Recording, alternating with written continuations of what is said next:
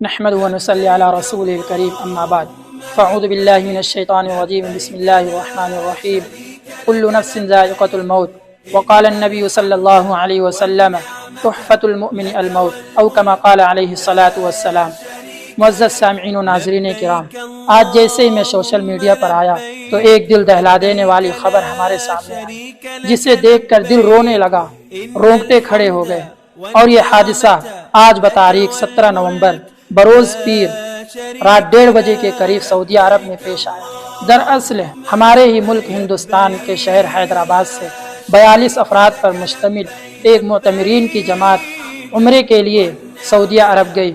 مکہ مکرمہ سے وہ مدینہ منورہ کے لیے روانہ ہو رہے تھے، لیکن اللہ کا کرنا یہ ہوا کہ بیچ راستے میں ڈیزل کے ٹینکر سے اس بس کی ٹکر ہو گئی اور وہ بس جل کر راکھ ہو گئی، جس میں 42 افراد شہید ہو گئے، جاں بحق ہو گئے، اللہ کے پیارے ہو گئے۔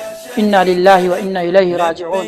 اللہ رب العزت ان تمام شہداء کی مغفرت فرمائے، جنت الفردوس میں اعلیٰ مقام عطا فرمائے، پسماندگان و لواحقین کو صبر جمیل عطا فرمائے۔ دراصل ویڈیو بنانے کا مقصد یہی ہے، دیکھیے خوشی بانٹنے سے بڑھتی ہے تو غم بانٹنے سے غم ہلکا ہوتا ہے، اور شریعت میں اسی کو تعزیت کہتے ہیں کہ میت کے اہل خانہ کو تعزیت پیش کرنا یہ سنت ہے۔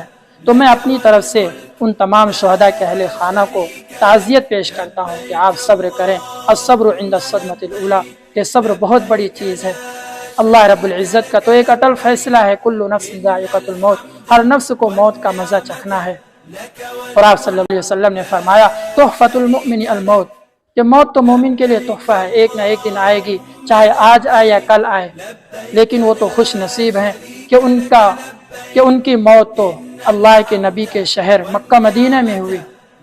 لہذا آپ صبر کریں، اور میں اپنے تمام سامعین و ناظرین سے مؤدبانہ درخواست اور التماس کرتا ہوں کہ ان تمام شہداء کی مغفرت کے لیے دعا کریں، ان کے لیے ایصال ثواب کریں، اور یہ دعا کریں کہ اللہ رب العزت ان تمام مرحومین کی مغفرت فرما کر جنت الفردوس میں اعلیٰ مقام عطا فرمائے، اور پسماندگان و لواحقین کو، اہل خانہ کو صبر جمیل عطا فرمائے۔ جزاکم اللہ خیر و احسن الجزاء فی الدنیا والآخرہ۔ السلام علیکم ورحمۃ اللہ وبرکاتہ۔